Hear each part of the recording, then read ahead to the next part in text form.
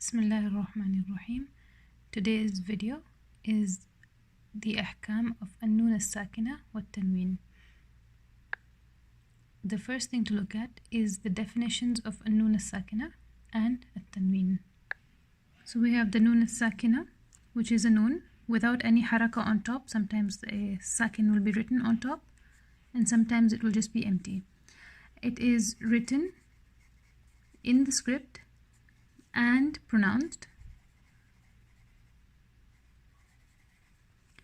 It is written and pronounced in stopping and continuing. Okay, and we're going to contrast this with the التنوين next. Now التنوين is فتحتين, ضمتين and كسرتين. This is a symbol for the noon as-sakina. Okay, so the second haraka in the fathatain, dhammatain and kasratain is the symbol for noon as-sakina. That's actually a noon as-sakina there. Okay, and this is pronounced but not written.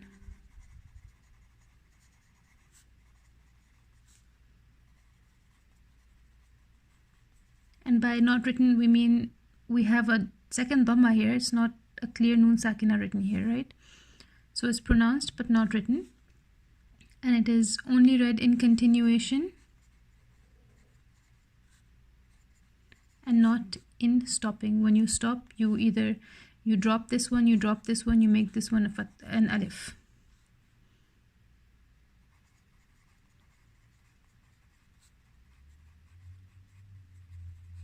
Okay. So you read it in continuation of the recitation but not while you're stopping on it. So the noon as-sakina or tanween has 4 rules. The first one I'm going to look at is al-idhar. And this is when you have a noon as-sakina or a tanween, any of the tanweens, followed by, so when you have a noon as-sakina or tanween followed by huruf al-halqi, which are the set of letters hamza, ha, ain, ha, ghain, kha. Okay, so whenever you have a noon as-sakina or a tanween followed by one of the 6 letters of the halq, and this can be in either one word or in 2 words, and we'll give you examples. So in one word,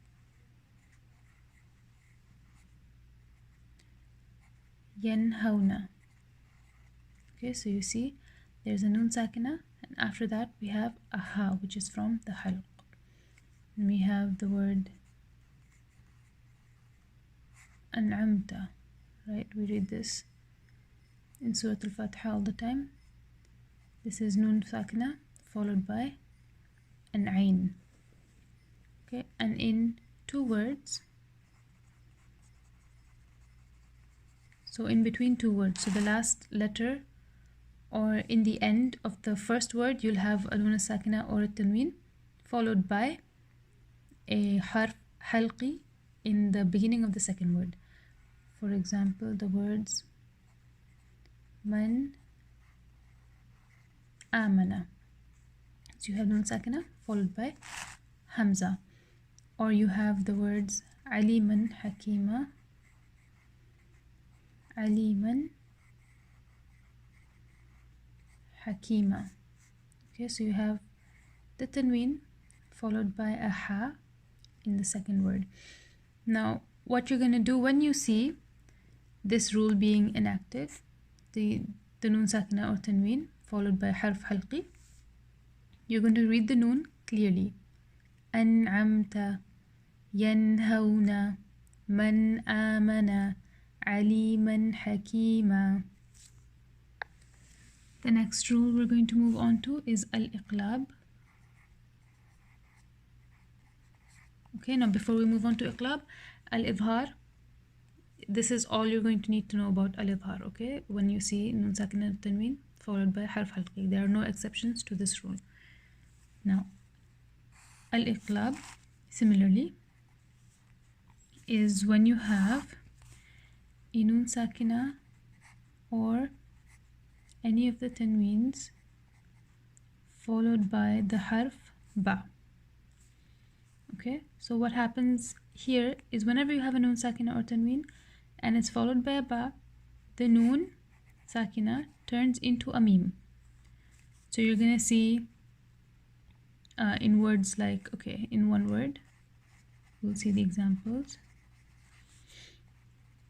For example, the word anbiya, right? You have a noon sakina followed by a ba. So what's going to happen is you're not going to see a sukoon here like you did for these, right? Here you're going to see a clear sukoon written on top of the noon. Here you're going to instead see a small meme. Okay? And that means you're going to read a meme sakina and not a noon sakina. Anbiya, anbiya. And in two words, you're going to see the words min ba'di. Okay, so you have a ba after noon sakina. The word is min, and after that you have the word ba'di. So what's going to happen is you're going to see in the MUS'HAFEE a small meme written on top here. So you're going to read meme kasra, meme sukoon, min ba'di. And for tanween we have the example sami'un basir. Here we go. So originally this is sami'un with a dhammatain, but because of the ba there's a meme written in the mushaf. Okay, so this is a marker for iqlab happening, where the noon sakina changes into a meme. Okay, and you're going to read Sami'un Basir, and this is going to take a little bit of ghunna time. And this is also a closed set. There is no other exception. Whenever you see a noon sakina or tanween followed by a ba, the noon sakina turns into a meme. And this will be clearly written in the mushaf. Wherever you see a small meme written on top of a noon, that is the marker of iqlab. Next we move on to the third rule, which is al-idgham. Now al-idgham will have its own video. So right now we're just going to go through the basics for idgham. Is when you have a noon sakina or a tanween, right, any of the tanweens, followed by the letters yarmalun, ya, ra, mim, lam, waw, and noon. And this can only happen within two words, okay, as opposed to al-iqlab and al-idhar. This is only within two words. We have one exception to this, which is the huruf muqatta'at, ta, si, mim, and these are the words, the ayah that starts. And we'll talk more about the we'll talk more about the rules of the rule of idgham, and we're going to talk more about the rule of idgham in the coming video. Okay, so next we're going to look at the rule called al-ikhfa. And ikhfa means to hide. So this is where the noon sakina or tanween, any of the tanweens, are followed by the rest of the letters. So baqi al-huruf. Okay, so what this means, what does the rest of the letters mean? Go through the Arabic alphabet. If it's noon sakina followed by the letters of the halq, then it's al-idhar. If it's a noon sakina followed by a ba, it's iqlab. If it's a noon sakina followed by the letters yarmalun, it's going to be some kind of idgham. And if it's none of those letters, and maybe it's a letter like the fa or the sin or the dad or even the sad, okay, or the za or the ta. Okay, so there's lots of letters that are left obviously apart from these three categories. So if it's any of these letters and before that there is a nun sakina or a tanween, we will give an ikhfa.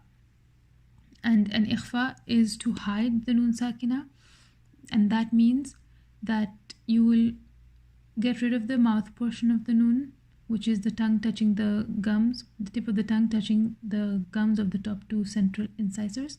We're going to get rid of that part and use the makhraj of the upcoming letter. And along with that, we're going to use the ghunna for the nun.